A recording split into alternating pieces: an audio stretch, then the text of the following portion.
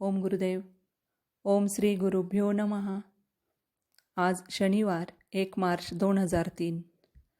विळद घाटातील आश्रमाच्या जागेत सत्संगासाठी शेड उभे राहावे म्हणून गेली 15 दिवस माऊली उन्हाच्या झळा सोसत अगदी तटस्थपणे इथे थांबले व त्यांच्या देखरेखीखाली शेड उभारणीचे काम पूर्णही झाले.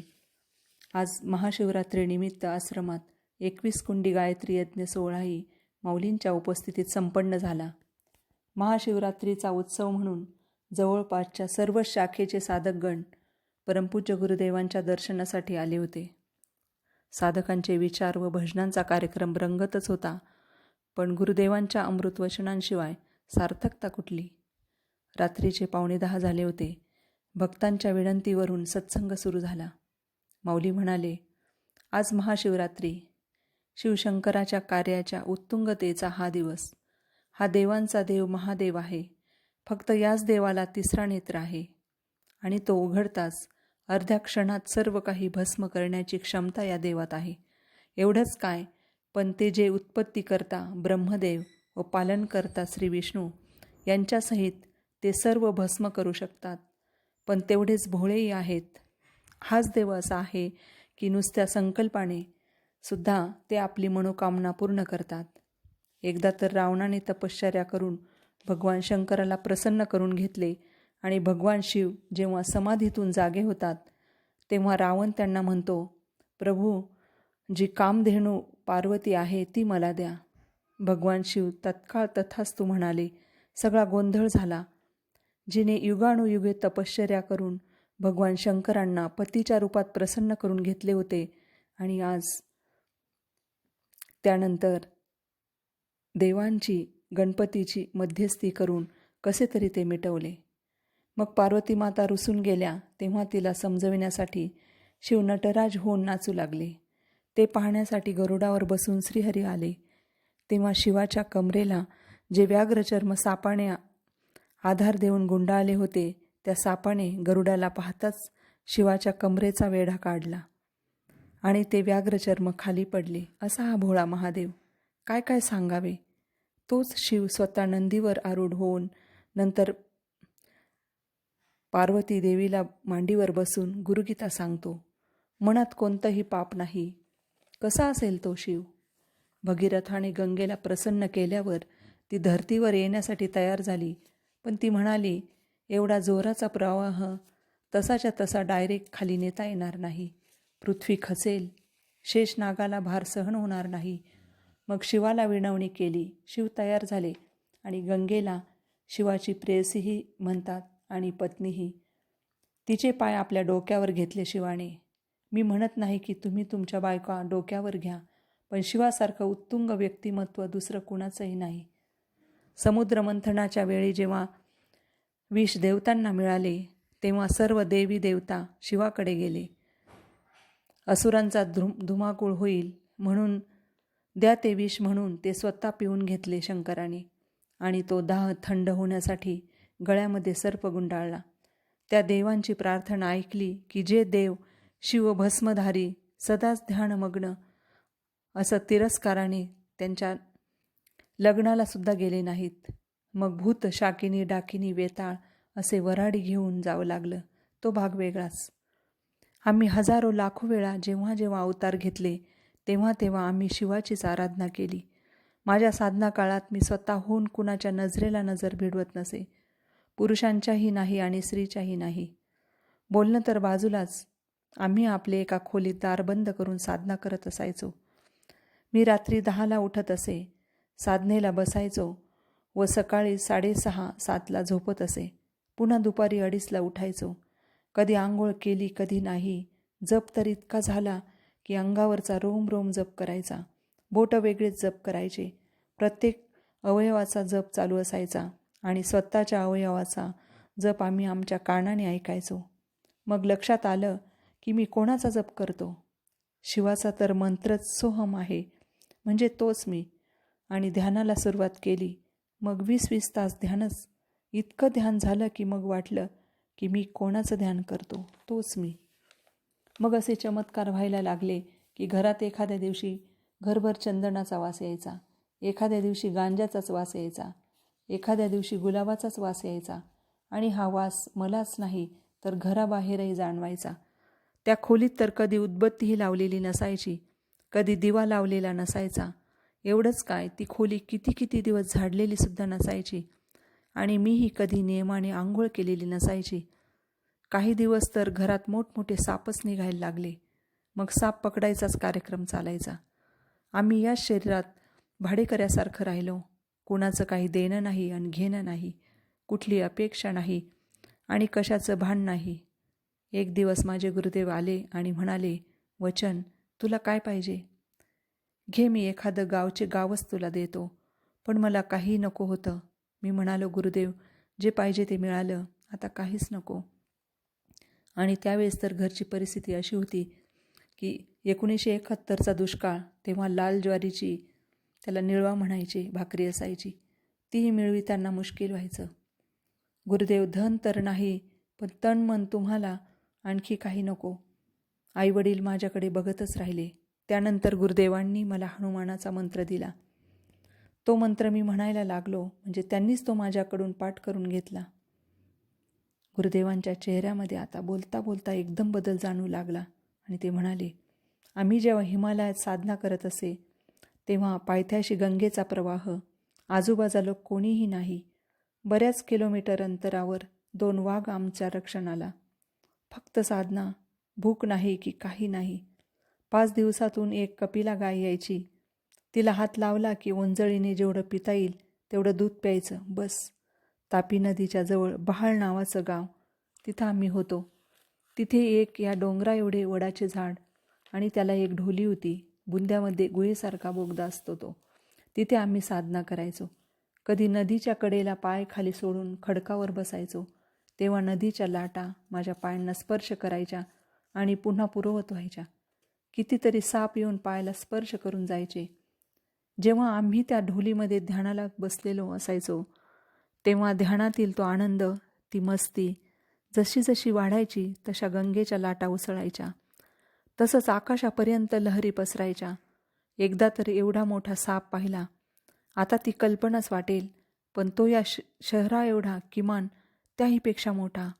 त्याचं वेटोळं आणि फण्यावर इतका मोठा मणी, तो इतका चमकायचा की त्याचं वर्णनच करता येऊ शकणार नाही. काय ते दिवस! पृथ्वीमध्ये सुद्धा तेव्हा फार क्षमता होती. फुलं तर आपल्या मर्जीनेच उमलायचे आणि उमलल्यानंतर काही महिने ते फुललेले असायचे. आम्ही झाडांशी बोलायचो. त्याला स्पर्श केला की ते असं शहारल्यासारखं व्हायचं. दगडाशी, मातीशी, प्रत्येकाशी बोलता येतं. हा एक दगड, याचंही हे वेगळंच अस्तित्व. त्यावेळी तर अशी साधना झाली की सगळ्या बाजूंनी समुद्र आणि हे शरीर पूर्ण बर्फामध्ये. अंगावर कणभर मांस नाही आणि श्वासही नाही, फक्त आतील चैतन्य. अशी कित्येक वर्ष साधना झाली. गुरु नानकांनी मला मंत्र दिला तेव्हा मी तो मंत्र जपायचो. दुसरे एक सांगतो, श्रीरामांची, बुद्धांची, नानकांची जी कुंडली, तीच कुंडली आमची आहे. म्हणजे त्यागासाठी ज्या ग्रहांची युती लागते ती युती आमच्याही कुंडलीत आहे. तुम्ही आता मला पाहून आनंदी होतात, हे काही वेगळं नाही. तेव्हा तर रस्त्याने जाताना आम्हाला पाहून फुलं उमलायची. वारा मंद असा आल्हाददायी व्हायचा. आणखी काय सांगू?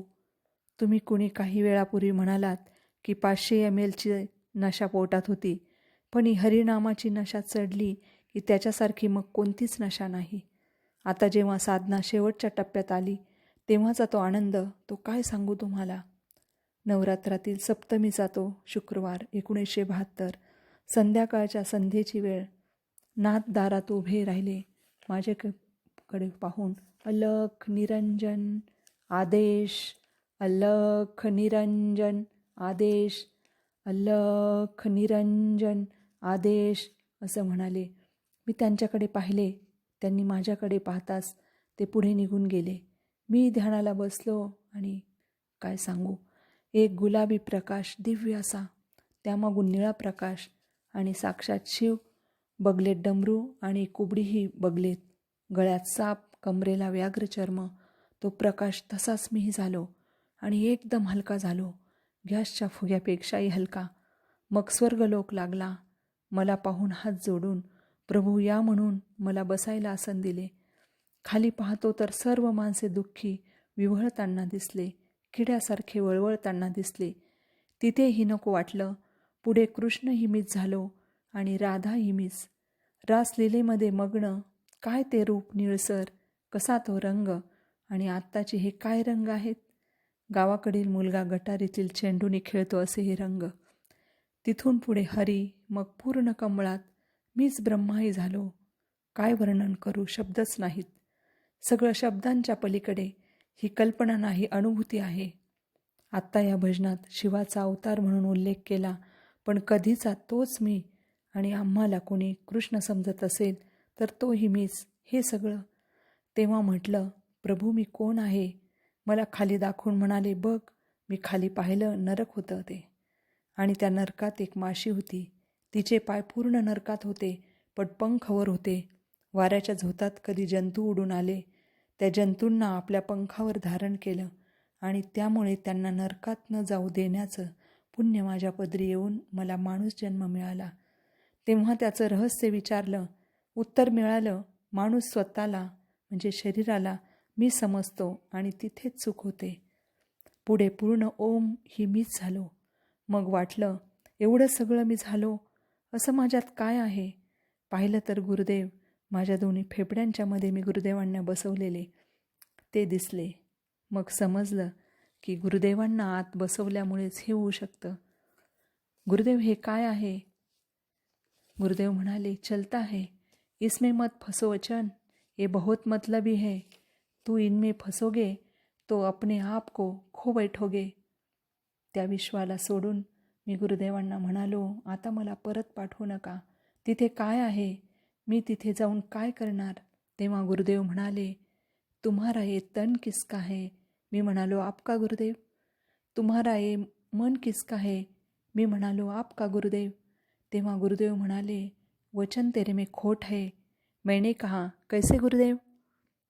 गुरुदेव ने कहा, अगर तेरा सब कुछ मेरा है तो तू ये क्यों कह रहा है. मी रडू लागलो. तेव्हा क्यों रो रहा है म्हणताच मी माझ्या चुकीचा पश्चाताप व्यक्त केला. तेव्हा पुन्हा म्हणाले, इसलिए तो मैं कह रहा हूँ कि तेरे में खोट है. जो तन मन मेरा, तो रोने का हक कैसे. मुझे अर्पण करके ही दिमाग में अभी भी तू है. जाओ बेटा, तुम्हें भक्ति का प्रचार प्रसार करना है. अभी तुझे पूरे 105 साल जीना है और बाद में सत्यानंद बन के 110 साल तक तू जिएगा. इतका वेळ ह्या विश्वात रमल्यानंतर पुन्हा होतो तेथे आलो. डोळे उघडले. शेजारी आई वडील रडत होते. त्यांना वाटलं आमचं बाळ आम्हाला सोडून गेलं. जात्यांना घड्याळात पाहिले होते, तब्बल 2.5 तासांनी मी परत आलो होतो. म्हणून म्हणतो, गुरूंवर विश्वास ठेवा. ज्याला मनमानी करून जगायचे त्याने गुरूंच्या गल्लीपासून दूरच राहावे. ज्याला परमार्थ साधायचा त्याने गुरूंच्या चरणांवर सर्व सोपवून दिलं तरच साधना कमी वेळात पूर्ण होऊ शकते. नव्हे तर गुरुच त्याची अपुरी साधना पूर्ण करून घेतात. आपल्या मनाने साधना करायची झाल्यास या झाडाला जेवढे पानं आहेत तेवढे किंवा त्याहीपेक्षा जास्त वेळा जन्म घ्यावा लागेल. तेव्हा कुठे थोडीफार यात्रा होईल, पण तरीही मंजिल तक पहुंच नाही सकोगे. म्हणूनच तर म्हटले आहे, सद्गुरु मेरा शुरमा करे शब्द की चोट, मारे गोला प्रेम का हरे भरम की खोट. प्रत्येकालाच माहिती आहे आपल्याला कोठे जायचे, पण तुम्ही कुठे आहात हे दुसरं कोणी सांगू शकत नाही. तुम्ही सर्व मुक्त तर होणारच आहात, पण साधना वाढविली पाहिजे. भगवान शंकरांना प्रसन्न करून घ्यायचं असेल तर ब्रह्ममुहूर्तात ध्यान केले पाहिजे. संसारी झोपतो तेव्हा योगी जागतो, आणि योगी जागतो तेव्हा भोगी झोपलेला असतो. कुंडलिनी शक्ती जागृत होणे त्यासाठी आवश्यक आहे, आणि कुंडलिनी शक्तीच्या जागृतीसाठी ब्रह्मचर्य ही आवश्यक आहे. मैं तो ज्योत से ज्योत जगाना चाहता हूँ. तुमच्या अंतरातला तिमीर मी मिटू पाहतो. तुमच्यात युगानुयुगे जी चित्तशक्ती पडून आहे तिला मी जागू इच्छितो. भूक सतावत असेल तर शिवाकडून शिकावं. बिन अन्न पाण्याचं युगानुयुगे शिव कसे ध्यान करायचे. मग न भोगताही भोगाचं सुख प्राप्त होऊ शकतं. भक्ती मीरानेही केली होती, भक्ती शबरीनेही केली होती, ध्यान बुद्धांनीही केले होते. 4:6:18 की बातें आवे बोली में, ज्ञान ध्यान की बात होवे अंदर एक खोली में. मी एवढ्या तुमच्यात असतो. धावपळ गडबड वाटते, पण यातही मी स्वतःला एकटा ठेवू शकतो. एकदा सवय लागली की तुम्ही बाजारात असलात तरी स्वतःला वाटेल तसे एकटे ठेवू शकता. आतील जो आवाज आहे, जे चैतन्य आहे, तसे संपूर्ण विश्वात त्या चैतन्याचा आवाज भरलेला आहे. पण तो ऐकायला जसे वायर जोडली आहे, फ्यूज आहे, पण बटन चालू केल्याशिवाय विद्युत प्रवाह चालू होत नाही, तसेच गुरुरूपी शक्तीच इथे काम करते.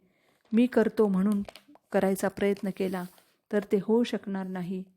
जीव हाच शिव आहे, पण जीव जेव्हा मी म्हणू लागला तेव्हापासून तर तो शिवापासून दूर होत गेला. आम्हाला जेव्हा पूर्वजन्माचं सर्व ज्ञान झालं तेव्हा काय, समोर बसलेले ह्यांना त्यांना पाहताच त्यांचं सर्व पूर्व आणि पूर्वजन्माचं उघड्या डोळ्यांनी दिसू लागलं. कोण कसा आणि कोणात किती सामर्थ्य हे सर्व स्पष्ट दिसतंय. आम्हाला यातून एवढंच सांगायचं की प्रेम वाटा, कुणासाठी वाईट विचार करून बोलू नका. प्रेमच तर देण्यासारखी गोष्ट आहे. सगळ्यांचं भलं चिंता. या अनंत कोटी ब्रह्मांडातील ही एक छोटीशी पृथ्वी आणि त्यावर तुम्ही किती 6 जीव. साधना वाढली तर कळेल, भक्तीच्याही पुढे काही आहे. ज्ञानानंतर तेही थांबतं, त्याच्या पुढेही काही आहे. आज या क्षणाला मी आपणा सर्वांना पापमुक्त केलं आहे असे म्हणून आजचा सत्संग इथेच थांबला. परमपूज्य माऊलींनी आज अशा तीर्थात साधकांना न्हाऊ घातलं होतं की जे सर्व तीर्थांचे उगमस्थान आहे. आशीर्वाद देऊन पापमुक्तही केलं. म्हणूनच तर गुरुदेव म्हणत असतात, राजा के साथ दोस्ती करना भी बुरा है, न जाने कब रुला दे. फकीरों के साथ भिक्षा मांगकर खाना भी अच्छा है, न जाने कब मिला दे. कालचा दृष्टांत आज खरा ठरला होता. माऊलींकडून जे ऐकायचे राहिले होते ते साधनेच्या पूर्णत्वाचे शेवटचे क्षण, की ज्या क्षणांसाठी साधक आपली साधना अखंडपणे करत असतो. जे मिळाल्यानंतर काही मिळवणं शिल्लकच राहत नाही. जे ऐकल्यानंतर काही ऐकण्यासारखं शिल्लकच राहत नाही. जे पाहिल्यानंतर या पूर्ण ब्रह्मांडामध्ये पाहण्यासारखं काही शिल्लकच राहत नाही. ती अवस्था गुरुदेवांच्या मुखकमलातून ऐकताना वाटत होते. परमेश्वराची अनंत रूपं, त्यातील वरवर सामान्य दिसणाऱ्या पण माऊलीरूपी एका दिव्य अवताराच्या मधुर वाणीतून आज महाशिवरात्रीचा पावन पर्वास अमृताचा वर्षाव होत आहे आणि साधक त्याचे रसपान करत आहेत. तेरा तुझको अर्पण प्रभू. ओम गुरुदेव.